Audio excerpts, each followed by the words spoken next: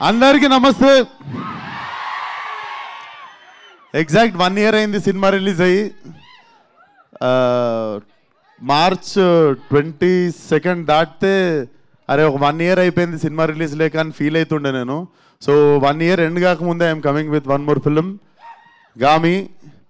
So మేము ఇది start చేసినప్పుడు సరిగ్గా నా పేరు కూడా మీకు తెలీదు, అప్పుడు స్టార్ట్ చేసాము. బట్ బలంగా నమ్మింది ఏంటంటే ఒక్క మనిషిని, Vidyadhar. This man had a vision. అది ఎంత క్లియర్ విజన్ ఉండే అంటే, నేను బేసిక్గా నేరేషన్స్ ఏంటా ఈ సినిమా నాకు మనిషిని కలిసినప్పుడే అర్థమైంది నేరేషన్ ఇయ్యలేడని. అంటే చాలామంది ఎగ్జాజరేట్ చేసి చెప్తారు ఏం లేకపోయినా, ఒక నేరేషన్లో చాలా మిస్మానిపులేట్ అవ్వచ్చు మనం. బట్ నాకు అర్థమైంది మనిషి నేరేషన్ ఇయ్యలేడని చెప్పి ఇంత భగవద్గీత అంత బుక్ తీసుకొని వచ్చాడు నా దగ్గరికి. అండ్ నా ఎదురుగానే టీచర్లా కూర్చుంటే మార్నింగ్ నుండి ఈవినింగ్ వరకు చదివి నేను ఈ సినిమా చేస్తున్నా అని చెప్పినుండే. నాకు అన్ని సినిమాలు ఇచ్చిన కిక్ వేరు.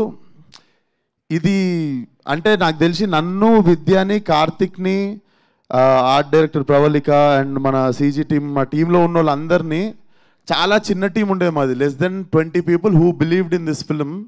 అండ్ అక్కడ నుండి స్టార్ట్ అయ్యి today watching it on big screen feel so proud. And అన్నీ చెప్తున్నా కదా, అన్ని సినిమాలు వేరు. అన్ని సినిమాలకి చెప్తాం రండి సినిమా చూడండి, మా సినిమాలో అది ఉంది ఇది ఉంది, కానీ ఈ సినిమాలో ఉన్నది ఏది నేను మీకు వోకల్గా చెప్పలేను. నేను మీకు ఓపెన్గా చెప్పగలిగేది ఒకటే, మీకు మాస్ డైలాగులు ఉండవు, ఐటమ్ సాంగ్ ఉండదు, మొత్తం థియేటర్లు లేచిపెట్టేట్టు విజిల్ కొట్టే ఫైట్లు ఉండవు. కాకపోతే ఇవన్నీ ఇచ్చిన ఎక్స్పీరియన్స్ మీకు సెకండ్ హాఫ్లో ఖచ్చితంగా ఉంటుంది. అది డెఫినెట్లీ తెలుగు సినిమా నుండి, తెలుగు సినిమాని రిప్రజెంట్ చేసే ప్రతి ఫిలిం మేకర్ ప్రౌడ్గా ఫీల్ అయ్యే సినిమా మాత్రం ఖచ్చితంగా అవుతుంది గామి. డెఫినెట్లీ ఈ సినిమా వర్కౌట్ అయితే చాలామంది కొత్త ఫిలిం మేకర్స్ వస్తారు. చాలా అంటే సినిమా రిలీజ్ తర్వాత మా మేకింగ్ తెలిసిన తర్వాత మీరు ఇంకా ఎక్సైట్ అవుతారు.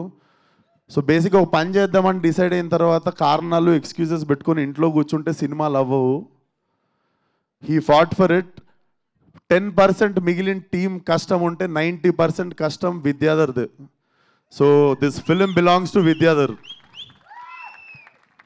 And thank you so much అన్న.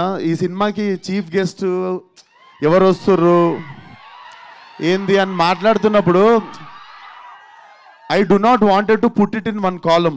అంటే ఒక పర్టిక్యులర్ పర్సన్ వస్తే ఈ సినిమా ఎట్లా మిస్మానిపులేట్ అయిపోతుందేమో అది ఇది అనుకున్న టైంలో నువ్వు ఆ రోజు ఫర్లక్నామా సినిమాకి రాకూడని కారణం ఈరోజు రావాలని అనుకుంటా అన్న, డెస్టినీ.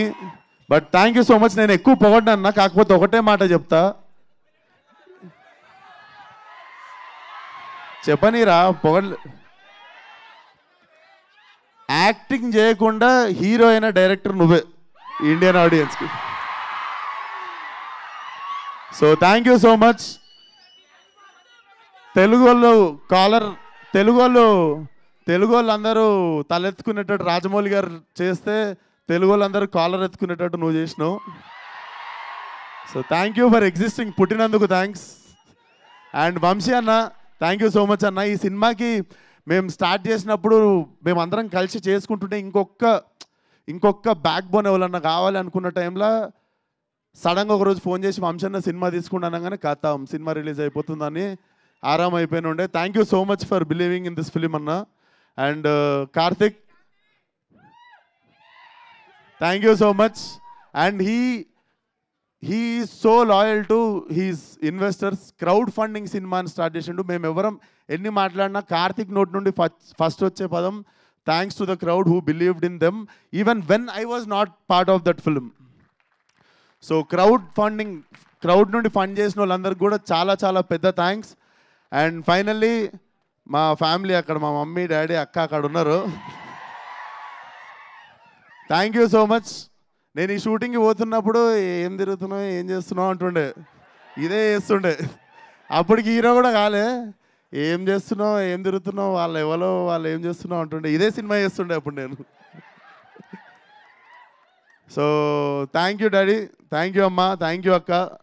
నాకు లైఫ్లో ఎంత పెద్ద ప్రాబ్లం వచ్చినా వాళ్ళ ముగ్గురు ముఖం చూస్తే నాకు ప్రతి ప్రాబ్లం చిన్నగా కనిపిస్తుంది. So thank you for always believing in me. Love you మీ ముగ్గురికి. ఇంకా మాట్లాడదాం. ప్రీ రిలీజ్ ఉంది March 8th థియేటర్ రండి. కొత్తగా ర్యాంప్ అవుతుంది.